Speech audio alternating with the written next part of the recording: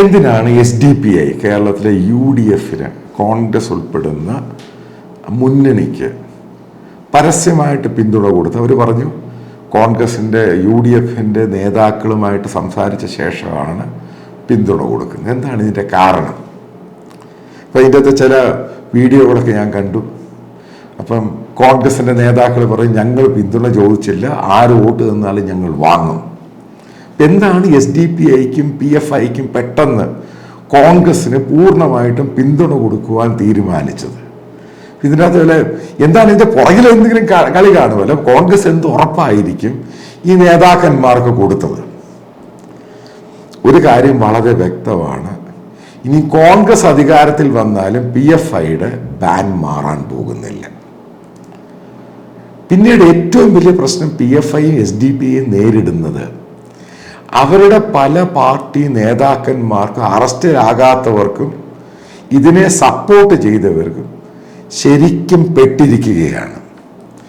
എല്ലാ മാസം 3-4 പ്രാവശ്യമാണ് ഇവർ NIA EDയുടെ ഓഫീസുകളിൽ കയറി ഇറങ്ങുന്നത്. ഇനി ഇവർക്ക് സപ്പോർട്ട് ചെയ്തൊരു വലിയൊരു വിങ്ങുണ്ട് മിഡിൽ ഈസ്റ്റിൽ ജോലി ചെയ്യുന്നവർ, ഇവർക്ക് സാമ്പത്തികമായിട്ട് സപ്പോർട്ട് ചെയ്തത്. അതിൽ എന്നോടൊരു എമിഗ്രേഷൻ ഓഫീസർ പറഞ്ഞത് ഏകദേശം 1000-ൽ പരം മലയാളികൾ, അതായത് PFI ഈ SDPI സപ്പോർട്ട് ചെയ്തവർ, അവർക്ക് കേരളത്തിലോട്ട് തിരിച്ചു വരാൻ പറ്റുന്നില്ല. അവിടെ അവർ പൂർണ്ണമായിട്ടും പെട്ടുകിടക്കുകയാണ്. കാരണം ഇവരുടെ വീടുകളിലോട്ട് ഈ ഒന്നാമത് ഈ പറയുന്ന SDPI PFI ഇവന്മാർ വെറും പൊട്ടന്മാരാണ്. ഇവന്മാർ ശരിക്കും ഭയന്ന് പേടിച്ചു തൂറികളാണ്. ഈ പറയുന്ന മുദ്രാവാക്യമൊക്കെ ഉള്ളൂ.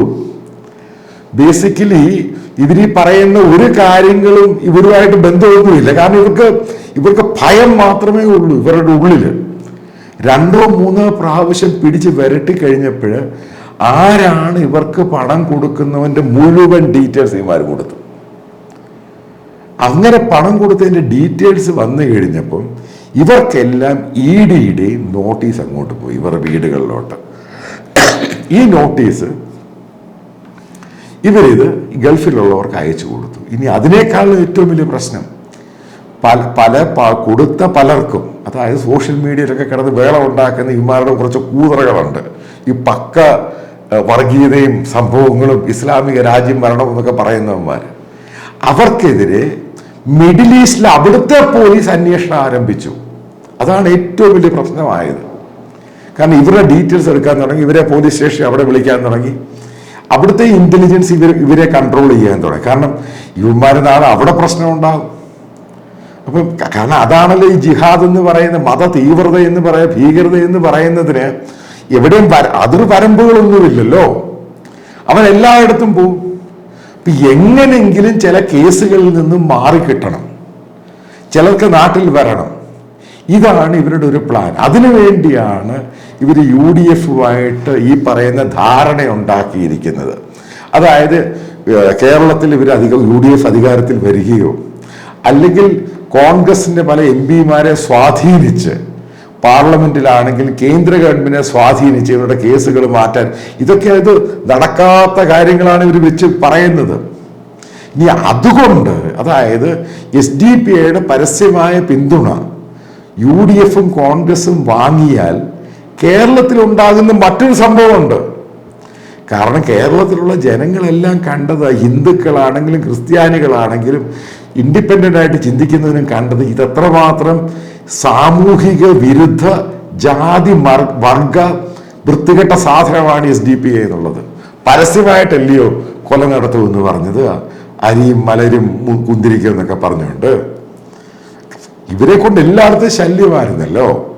പലയിടത്തും ഇവരുടെ പ്രകടനവും മുദ്രാവാക്യങ്ങളൊക്കെ എല്ലാം വിട്ടുവിട്ടങ്ങ് പോകും. എല്ലാ ക്രിമിനൽസിന്റെ ഒരു ഗ്യാങ് അല്ലായിരുന്നോ? അത് പെട്ടെന്ന് കഴിഞ്ഞ് 2 വർഷം കൊണ്ട് സമാധാനമായി. ഇതിന്റെ പല നേതാക്കൾക്കും വരാൻ പോകുന്ന 10 വർഷം അവിടുന്ന് ഇറങ്ങാനേ പറ്റത്തില്ല. തിഹാറിൽ നിന്ന് ഇറങ്ങാൻ പറ്റത്തില്ല, പലരും മറ്റുള്ള ജയിലിനും അവിടുന്ന് ഇറങ്ങാൻ പറ്റത്തില്ല. ആ രീതിയിലാണ് ലോക്കാക്കി കിടക്കുന്നത്. അപ്പം ഇവർക്ക് പല ആളുകൾക്കും കേസുകളിൽ നിന്ന് മാറിക്കൊടുക്കണം. കാരണം പലർക്കും പല രീതിയിലുള്ള ജീവിതവും വരുമാനവും ഒക്കെ ഉണ്ട്. പലരും ഇതിനെ സല്യൂട്ട് ചെയ്ത് പോവുകയും ചെയ്തു. കാരണം ഇപ്പോഴാണ് ഇവർക്ക് പിടികിട്ടിയത് ഇന്ത്യ ഗവൺമെന്റ് എന്താണ്.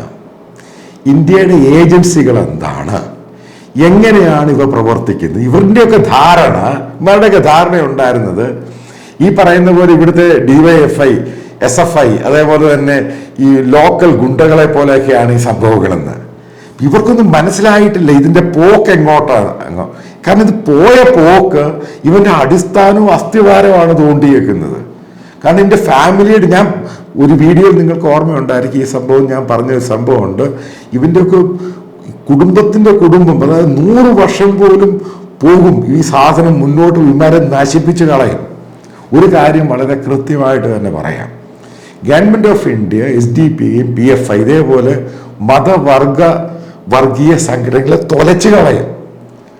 അതിൻ്റെ ഏറ്റവും വലിയ ക്ലാസിക് എക്സാമ്പിളാണ് പഞ്ചാബിൽ നടത്തിയത്. നശിപ്പിച്ച് നാറാണക്കല്ലാക്കി കൊടുത്തു.